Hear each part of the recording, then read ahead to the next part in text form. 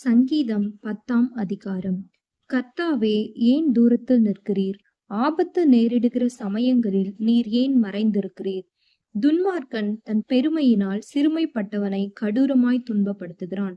அவர்கள் நினைத்த சதி மோசங்களில் அவர்களே அகப்படுவார்கள். துன்மார்க்கன் தன் உள்ளம் இச்சித்ததை பெற்றதினால் பெருமை பாராட்டி பொருளை அபகரித்து தன்னைத்தான் போற்றி கர்த்தரை அசட்டை பண்ணுகிறான். துன்மார்க்கன் தன் கர்வத்தினால் தேவனை தேடான். அவன் நினைவுகளெல்லாம் தேவன் இல்லை என்பதே. அவன் வழிகள் எப்போதும் கேடுள்ளவைகள். உம்முடைய நியாய தீர்ப்புகள் அவன் பார்வைக்கு எட்டாமல் மிகவும் உயரமாயிருக்கிறது. தன் எதிராளிகள் எல்லார் மேலும் சீறுகிறான். நான் அசைக்கப்படுவதில்லை, தலைமுறை தலைமுறை தோறும் தீங்கு என்னை அணுகுவதில்லை என்று தன் இருதயத்தில் சொல்லிக் கொள்ளுகிறான். அவன் வாய் சபிப்பினாலும் கபடத்தினாலும் கொடுமையினாலும் நிறைந்திருக்கிறது.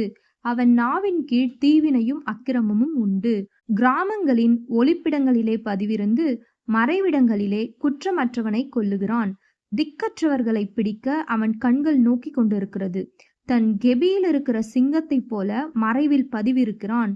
ஏழையை பிடிக்க பதிவிருந்து ஏழையை தன் வலைக்குள் இழுத்து பிடித்து கொள்ளுகிறான்.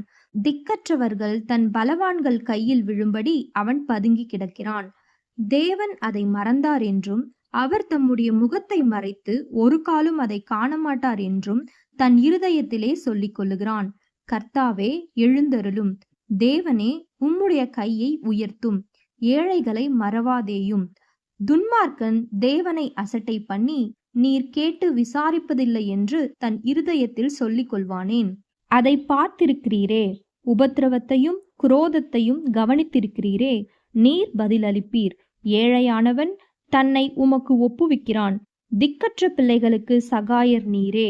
துன்மார்க்கனும் பொல்லாதவனுமாயிருக்கிறவனுடைய புயத்தை முறித்துவிடும். அவனுடைய ஆகாமியம் காணாமற் போகுமட்டும் அதை தேடி விசாரியும். கர்த்தர் சதா காலங்களுக்கும் ராஜாவாயிருக்கிறார்.